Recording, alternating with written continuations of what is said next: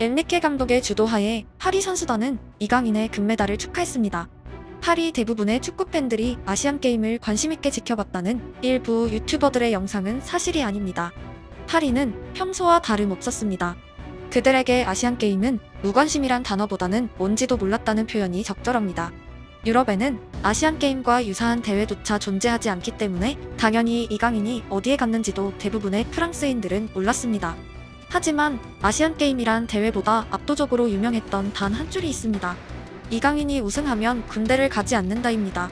K-팝과 갤럭시 S가 대두되기 전까지 프랑스에서 가장 유명한 한국의 소식은 남북관계였습니다. 지금도 삼성이 한국 것인지 모른다는 프랑스인은 문명인으로 부를 수도 없으니 논외로 하겠습니다.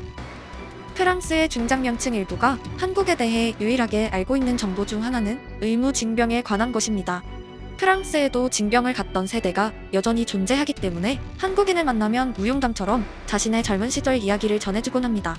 그들은 당연히 상무라는 팀의 운영을 모르고 축구선수가 군대를 갈 수도 있다는 가정 자체에 굉장히 큰 호기심을 가지고 있었습니다.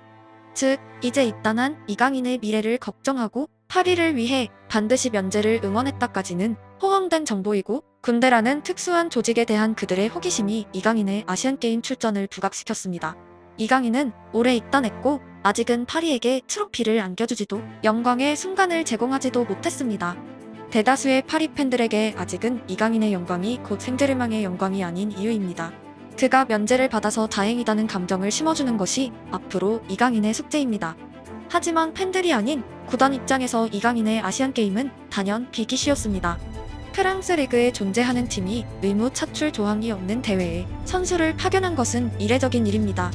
프랑스의 업무 스타일 중 하나는 전례가 없던 사항에 지극히 보수적인 것입니다.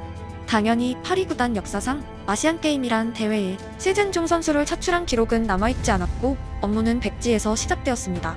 오래도록 선진국으로 알려졌지만 프랑스는 가까운 과거에도 가정집 인터넷 해지를 위해서 전화 한 통이 아니라 본사에 편지를 써야 됐던 오래된 나라입니다.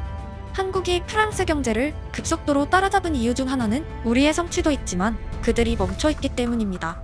우리가 말을 타고 다닐 때 그들은 하늘을 날았던 출발 지점이 아예 달랐던 나라입니다.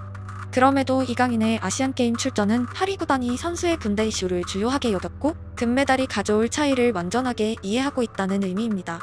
프랑스 입장에선 홈 경기인 파리 올림픽이 있으니 아시안게임은 가지 말라는 대답이 프랑스를 잘 아는 사람들에겐 훨씬 익숙한 결과였습니다.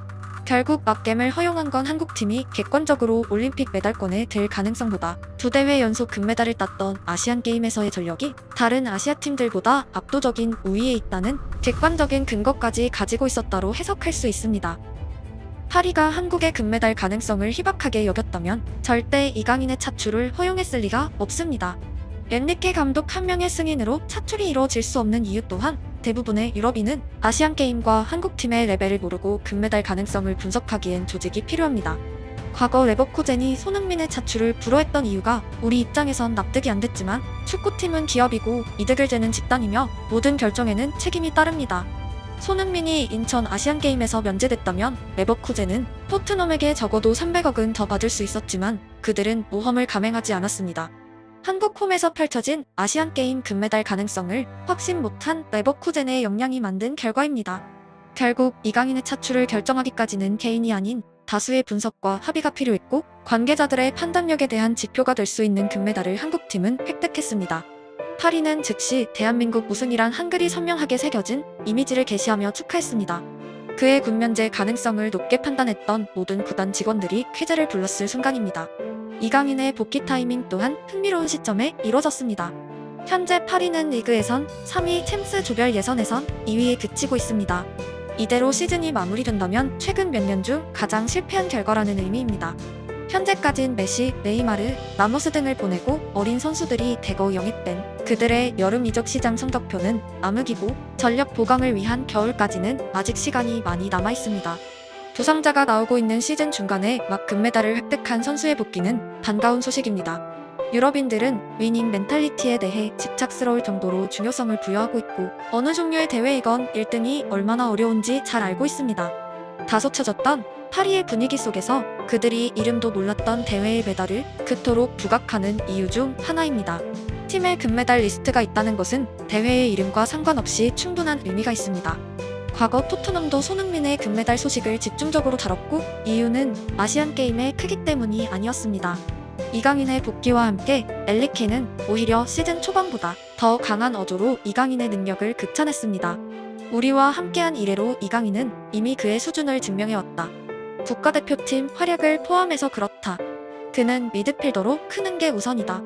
하지만 윙어로도 뛸 수 있고 가짜 9번이나 섀도우 스트라이커로도 활약할 수 있다. 이강인은 마무리와 마지막 패스에 재능을 가지고 있어 아주 흥미로운 선수이다. 시즌 초반 엘리케는 이강인에 대해 재능이 뛰어나다 같은 추상적인 칭찬을 자주 했다면 이번 인터뷰에선 상당히 구체적인 극찬을 했습니다. 특히 이강인이 10번, 11번, 9번 모두에서 뛸 수 있다는 표현은 그의 능력을 칭찬함과 동시에 현재 파리에서 그 포지션 모두에 공백이 있다는 의미이기도 합니다. 파리는 벤치가 두터운 팀은 아니고 극강의 주전이 부상을 당하면 언제나 대체 멤버를 걱정해왔습니다. 현재는 에메리가 주말 출전이 어렵다는 소식이 파리를 뒤덮고 있습니다. 엘리케의 칭찬이 구체화된 것은 시즌이 흐르면서 그가 팀의 약점에 대해 더욱 뚜렷하게 파악했다는 의미이고 이는 복귀 선수 입장에선 반가운 흐름입니다. 리그 3위, 챔스 예선 2위는 엘리케 입장에선 최악의 성적표이고 반전이 필요합니다. 현재 구성된 팀으로 리그에서만 벌써 8경기를 펼쳤고 3무 1패의 경기들에서 파리는 이겼지만 경기력이 나빴다는 평가를 자주 들은 지난 시즌보다 더욱 부진했습니다. 파리는 주말 스트라스부르와의 리그 경기 이후 불과 4일 차이로 밀란과의 챔스를 앞두고 있습니다. 어디에 비중을 둬야 할지, 주력 선수들의 체력을 어떻게 안배해야 할지 감독 입장에선 골치 아픈 상황입니다. 팬들 입장에선 당연히 두 경기 모두 승리를 요구하고 있고 비중은 말 그대로 100대 100입니다.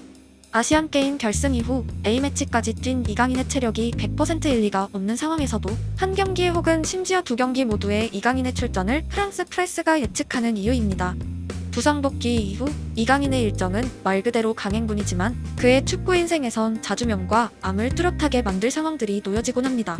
개인적으로 올 시즌은 한국 축구 선수 입장에서 큰 변수인 국면제를 이미 이뤄냈고 또 한 번의 부상 없이 마무리만 되면 좋겠다는 생각입니다. 시즌 중 2번의 부상과 장기 결장이 발생하는 것은 올 시즌 그의 득점 숫자보다 훨씬 거대한 이슈가 될 수 있기 때문입니다. 이적과 아시안게임이 있던 올해보다 더욱 안정적으로 비시즌 준비를 하고 다음 시즌 본격적으로 다른 차원의 활약을 기대하고 있습니다. 그럼에도 역시 챔스의 이강인은 참을 수 없고 상대가 밀란이라는 것에 대한 설렘은 선수 본인에게 더욱 거대하겠지만 올 시즌의 키워드는 절대적으로 또 다른 부상이 생기면 안 된다는 것입니다. 많은 이야기와 기대감 혹은 걱정을 안은 채 이강인이 파리로 돌아왔습니다.